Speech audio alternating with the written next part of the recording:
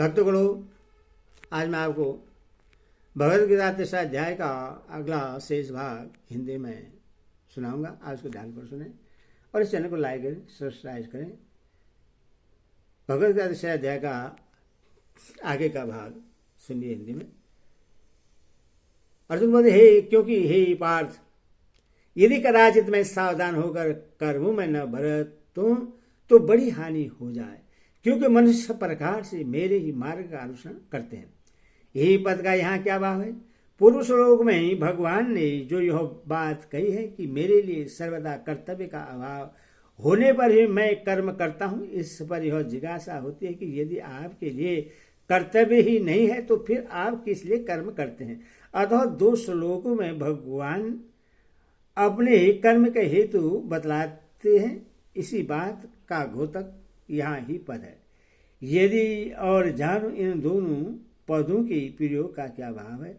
इनका प्रयोग करके भगवान ने यह भाव दिखलाया है कि मेरा अवतार धर्म की स्थापना के लिए होता है। इस कारण मैं कभी किसी भी काल में सावधानी के साथ सांगोपांग समस्त कर्म का अनुष्ठान न करूं, यानी उनकी अवहेलना न कर दूं।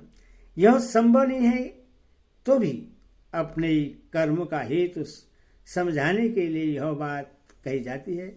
यदि मैं कदाचित सावधानी के साथ कर्मों में न बरतूं तो बड़ी भारी हानि हो जाए, क्योंकि संपूर्ण जगत का कर्ता, हर्ता और संचालक एवं मर्यादा पुरुषोत्तम होकर भी यदि मैं असावधानी करने लगूं तो सृष्टि चक्र में बड़ी भारी गड़बड़ी मच जाए।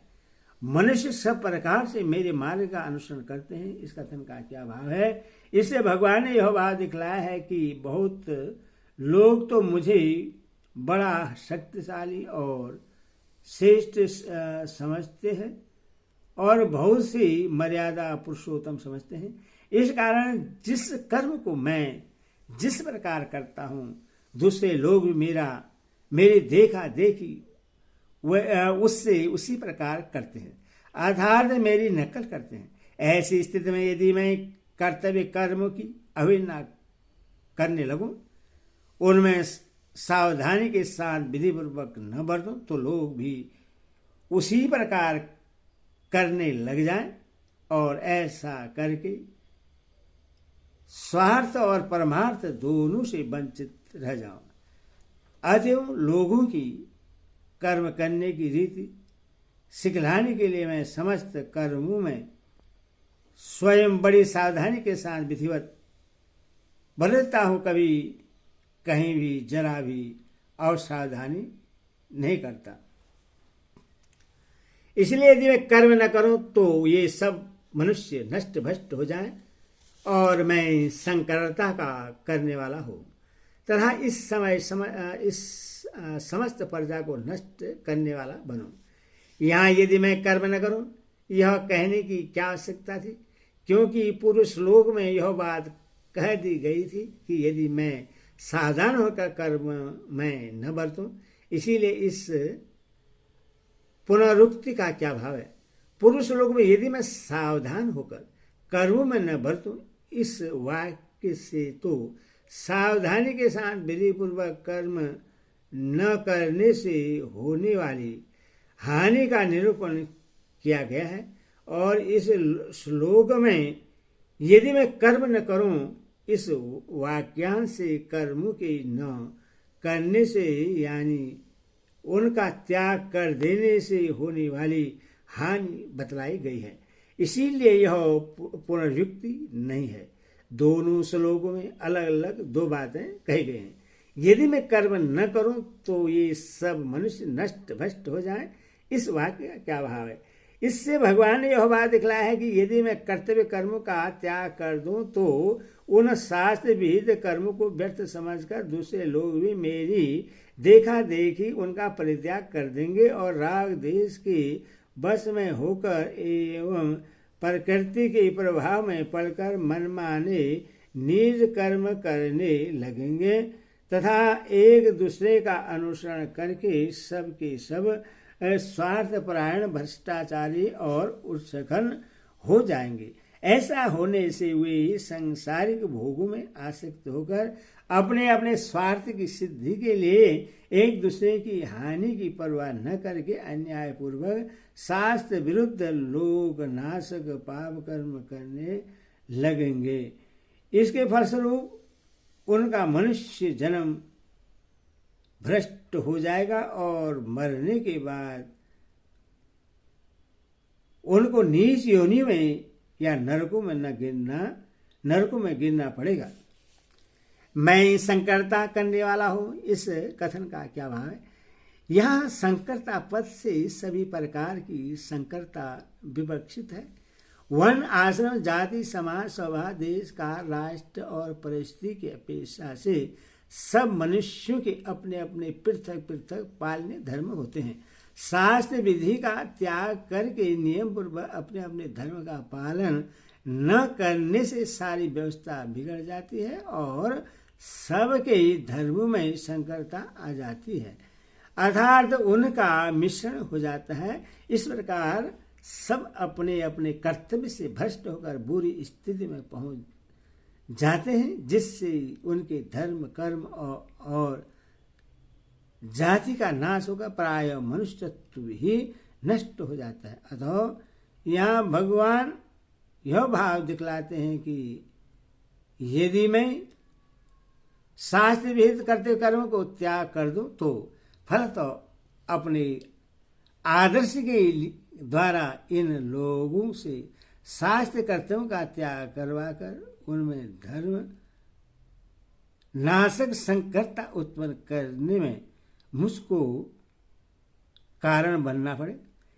इस समस्त प्रजा को नष्ट करने वाला बनो। इस कथन का क्या भाव है?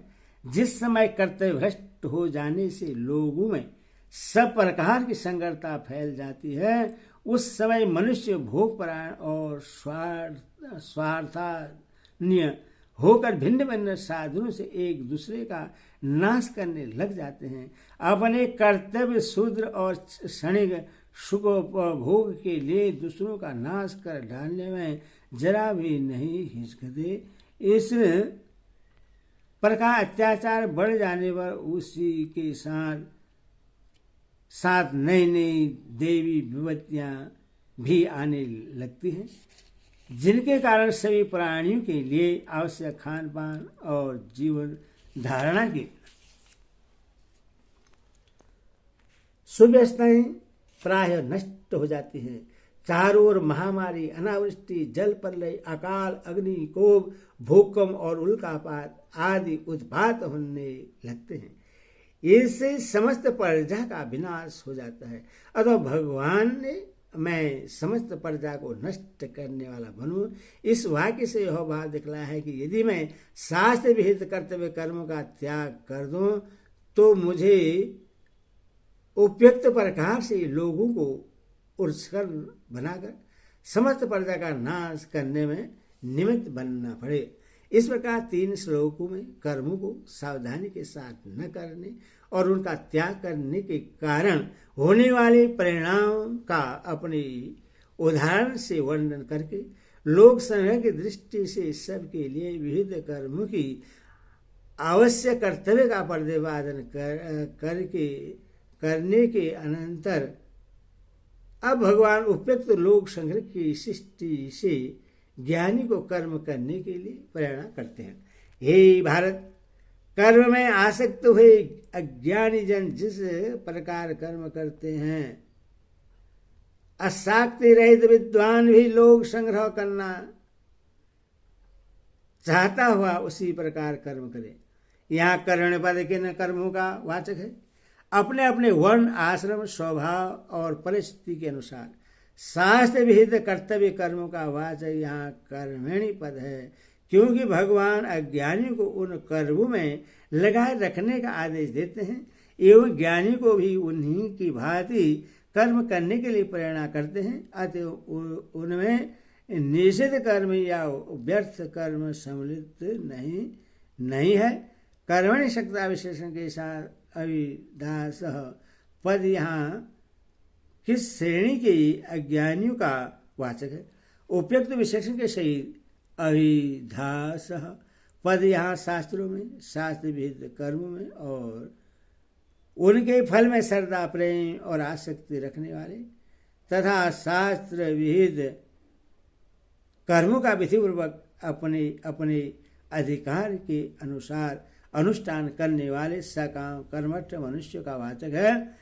इनमें कर्म विषय आसक्ति रहने के कारण ये न तो कल्याण के साधक शुद्ध सात्विक कर्मयोगी पुरुषों की श्रेणी में आ सकते हैं और न श्रद्धा पूर्वक शास्त्र विहित कर्मों का आचरण करने वाले होने के कारण आसुरी, राक्षसी और मोहनी प्रकृति वाले पापाचारी तामसी ही माने जा सकते हैं।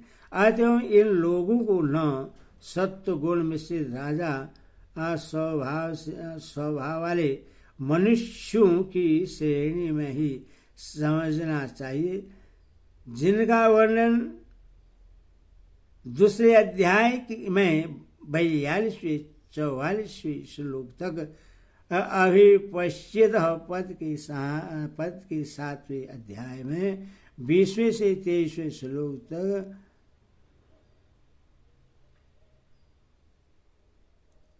अल्पमेध श्याम पद से और 9वें अध्याय में 20, 21, 23 और 24वें श्लोक में अन्य देवता भक्ता पद से किया गया है।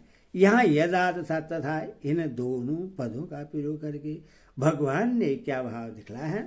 स्वाभाविक स्नेह, आसक्ति और भविष्य में उससे सुख मिलने की आशा होने के कारण माता अपने पुत्र का जिस प्रकार सच्ची हार्दिक लगन, उत्साह और तत्परता के साथ लालन पालन करती है, उसी प्रकार दूसरा कोई भी नहीं कर सकता। इसी तो जिस मनुष्य की कर्मों में और उनसे प्राप्त होने वाले भोगों में स्वाभाविक आसक्ति होती है और उनका विधान करने वाले शास्त्रों में जिनका विश्वास होता है, वह जिस प्रकार सच्ची लगन से श्रद्धा और विधि पूर्वक शास्त्र विहित कर्मों को सांगोपाक करता है, उसी प्रकार जिनकी शास्त्रों में श्रद्धा और शास्त्र विहित कर्म में प्रवृत्ति नहीं है, वे मनुष्य नहीं कर सकते। अतः यहाँ यदा तथा का प्रयोग करके भगवान ने यह भाव दिखला है कि अहिंसा, ममता, आसक्ति और कामना का सर्वदा अभाव होने पर भी ज्ञानी महात्माओं को केवल लोक संग्रह के लिए कर्मासक्त मनुष्य की भांति ही शास्त्र विहित कर्मों का विधि पूर्वक सांगोपाक अनुष्ठान करना चाहिए। यहाँ विद्वान का अर्थ तत्व ज्ञानी न मानकर शास्त्र ज्ञानी मान लिया जाए तो क्या हानि है। विद्वान के साथ असक्त विशेषण का प्रयोग है। इसका कारण इसका अर्थ केवल शास्त्र ज्ञानी ही नहीं माना जा सकता, क्योंकि शास्त्र ज्ञान मात्र से कोई मनुष्य आसक्त रहित नहीं हो सकता। लोग संग्रह चिकित्सा पद से यह सिद्ध होता है कि ज्ञानी में भी इच्छा रहती है। क्या यह बात ठीक है? हाँ, रहती है, परंतु यह अत्यंत ही विलक्षण होती है। सर्वदा इच्छा रहित पुरुष में होने वाली इच्छा का क्या स्वरूप होता है, यह समझाया नहीं जा सकता। इतना ही कहा जा सकता है कि उसकी यह इच्छा साधारण मनुष्य को कर्म तत्पर बनाए रखने के लिए कहने मात्र की ही होती है। ऐसी इच्छा तो भगवान में ही रहती है। वास्तव में तो यह इच्छा ही नहीं है। अतएव यहाँ लोक संग्रह चिकित्सा से यह भाव समझना चाहिए कि कहीं उसकी देखा देखी दूसरे लोग अपने कर्तव्य कर्मों का त्याग करके नष्ट भ्रष्ट न हो जाए।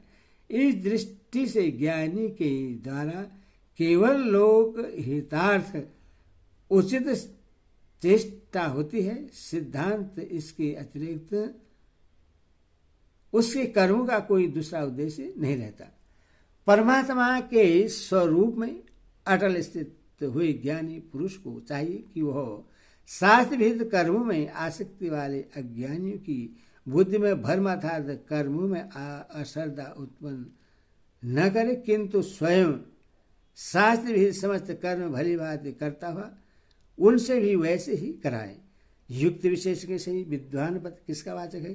पुरुष रूप में वर्णित परमात्मा के स्वरूप में अटल स्थित आसक्ति रहित तत्व ज्ञान का वाचक यहाँ युक्त विशेषण सहित विद्वान पद है। शास्त्रविद कर्म में आसक्ति वाले ज्ञानियों की बुद्धि में भ्रम उत्पन्न न करने के लिए कहने का क्या तात्पर्य है?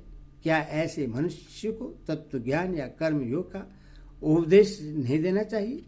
किसी की बुद्धि में सहस या दुविधा उत्पन्न कर देना ही बुद्धि में भ्रम उत्पन्न करना कहलाता है। अतएव कर्मासक्त मनुष्य की जो इन कर्मों में, कर्म विधायक शास्त्रों में और अदृष्ट भोगों में आस्तिक बुद्धि है, उस बुद्धि को विचलित करके उनके मन में कर्मों के और शास्त्रों के प्रति अश्रद्धा उत्पन्न कर देना ही उनकी बुद्धि में भ्रम उत्पन्न करना है। अतएव यहाँ भगवान ज्ञानी को कर्मासक्त अज्ञानियों की बुद्धि में भ्रम उत्पन्न न करने के लिए कहकर यह भाव दिखलाते हैं कि इन मनुष्यों को निष्काम कर्म का और तत्व ज्ञान का उपदेश देते समय ज्ञानी को इस बात का पूरा ख्याल रखना चाहिए कि उसके किसी आचार व्यवहार या उपदेश से उनके अंतकरण में कर्तव्य कर्मों के या शास्त्रादि के प्रति किसी प्रकार की अश्रद्धा या असयस उत्पन्न न हो जाए, क्योंकि ऐसा हो जाने से वे जो कुछ शास्त्रविद कर्मों का श्रद्धापूर्वक सकाम भाव से अनुष्ठान कर रहे हैं उनका भी ज्ञान के या निष्काम भाव के नाम पर परित्याग कर देंगे। इस कारण उन्नति के बदले उनका वर्तमान स्थिति से भी पतन हो जाएगा। अतः भगवान के कहने का यहाँ यह भाव नहीं है कि अज्ञानी को तत्व ज्ञान का उपदेश नहीं देना चाहिए या निष्काम भाव का तत्व नहीं समझाना चाहिए। उनका तो यहाँ यही कहना है कि अज्ञानियों के मन में न तो ऐसा भाव उत्पन्न होने देना चाहिए कि तत्व ज्ञान की प्राप्ति के लिए या तत्व ज्ञान प्राप्त होने के बाद कर्म आवश्यक है, न यही भाव पैदा होने देना चाहिए कि फल की इच्छा न हो तो कर्म करने की जरूरत ही क्या है, और न इसी भ्रम में रहने देना चाहिए कि फलाशक्ति पूर्वक सकाम भाव से कर्म करके स्वर्ग प्राप्त कर लेना ही बड़े से बड़ा पुरुषार्थ है। इससे बढ़कर मनुष्य का और कोई कर्तव्य ही नहीं है, बल्कि अपने आचरण और उपदेशों द्वारा उनके अंतकरण से आसक्ति और कामना के भावों को हटाते हुए उनको पूर्वक श्रद्धापूर्वक कर्म करने में लगाए रखना चाहिए। हरि ओम तत्सत्। हरि ओम।